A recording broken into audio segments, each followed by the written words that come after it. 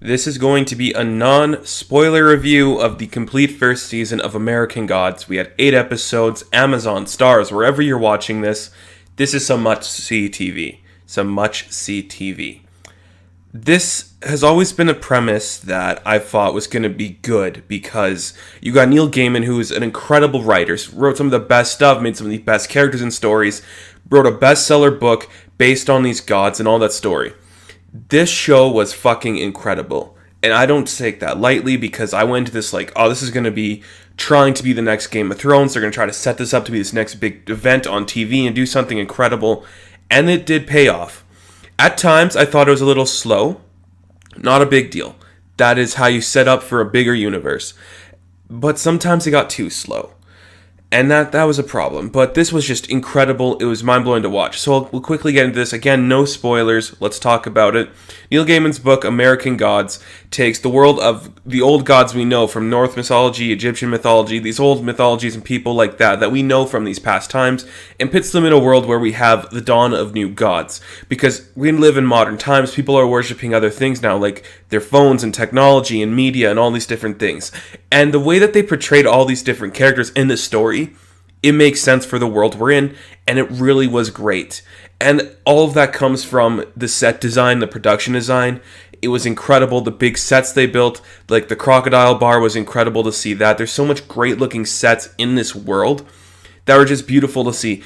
Very cinematic, and I don't like using that now because the lines between TV and movies have become so blurred lately because we're getting some great stuff on TV that looks like it could be in a theater. Legion, Game of Thrones, and this is right up there with that. Some beautiful, just mind-blowing set pieces and stunning costuming. The costuming is just incredible. All these characters, they look so good and vibrant and so unique.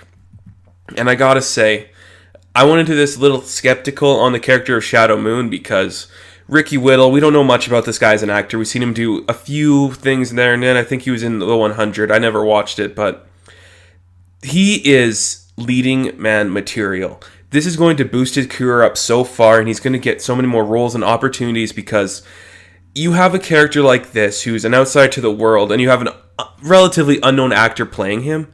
How are you going to sell your audience on what's going to happen if you don't have somebody that we know and can gravitate towards doing something that we know and we like? The way he presented this, the way Shadow Moon, the character, was portrayed, there couldn't be anybody else but Ricky Whittle doing it because he just handled the character with such grace and class, and I loved everything about it. And his character was just so different and such a great introduction to this world because as he's coming into the world of these gods and creatures and all these different things, he's the outsider. And I guess having an unknown really helped that. But Ricky Whittle, he portrayed this character so well and so unique, and I think it really benefited the series overall than most of the big name actors we got in here. There's a lot of great actors in here. Ian McShane playing Mr. Wednesday. I'm not going to say anything else about him. Just perfect. Everything Ian McShane does, he's just so great and so cool to see on screen. This was a really great performance for him. So fun to see. And Crispin Glover, holy shit. Okay, again, I don't want to get into any of the characters' like specific details, but he plays a character called Mr. World. When you see him on screen, you forget that's Crispin Glover because it's maniacally creepy and just so unnerving to see him in every scene he's in. And it's so incredible to see that. It's so unique to see. There are so many great characters in here. A lot of stuff I think is just mind-blowing to see. Some of the great costumes. Mr. Nancy had some great costumes. Orlando Jones, that was so cool. The way they start off every episode, this isn't a big spoiler, but the way they start off every episode is you see how the god came to America. And when we see some of the costuming and the cool visual effects that presented, I think that looks really good. And a lot of that was Mr. Nancy too. He's such a cool, interesting character we didn't get a lot of, but I did like every shot we got of him. And Kristen Chenoweth, I'm just going to say, her character of Astara, favorite character in the show. She's not in it a lot, but I just felt so invested in her character every time she was on screen. Everything about her just felt real and organic and so many great stuff happening. But I got to give huge props again to Pablo Schreiber as Mad Sweeney. This guy, okay, Mad Sweeney, that's pretty obvious. He's Irish, he's a leprechaun. That's not a spoiler, that's pretty obvious. He looks like a leprechaun, but like tall. This guy can act too. Him and Ricky Whittle, I think, are the two breakout stars of this because, yeah, he's been in other stuff before, we've seen him. But the way he handles himself, kind of being this egotistical guy, to handling the very vulnerable moments of his persona and who he is, it was really great to see. All these characters were so good. The world felt fleshed out, and it was only 8 episodes, and I really liked that. But again, at times it was kind of slow and methodical, and not much was happening, and it was pretty much just kind of a road trip at times, of trying to get from one place to another. But where we go along the way is really good.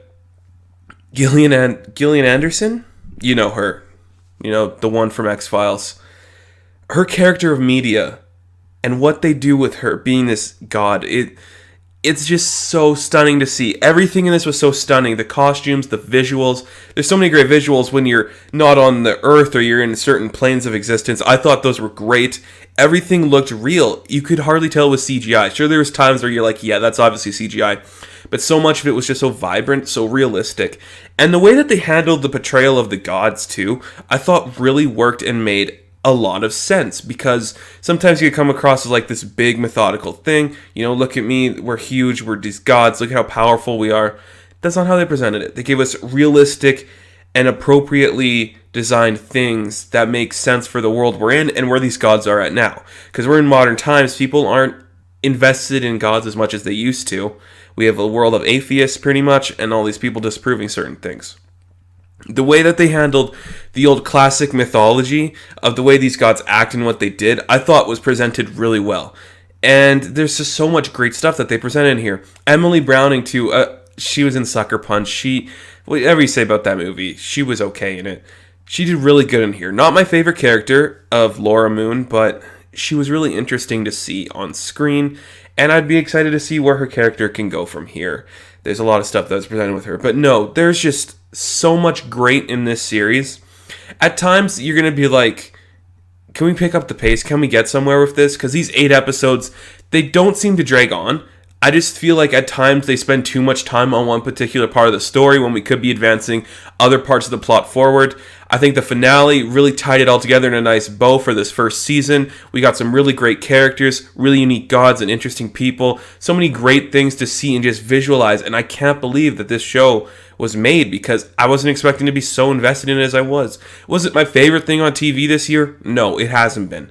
But it's been a really fun ride with really interesting characters, really great visuals, and a really interesting premise that I can't wait to see more of. And I am so excited to see where this goes. So season 1 of American Gods, I am going to give a 77%. I know, seems pretty low, but this is definitely worth checking out. I highly recommend just binge it, go get Amazon, check it out. It's worth it. You're going to enjoy every second of it, even at the times when it's slow and you want it to pick up. So that's going to do it for me, and I'll catch you guys in the next video. Good luck.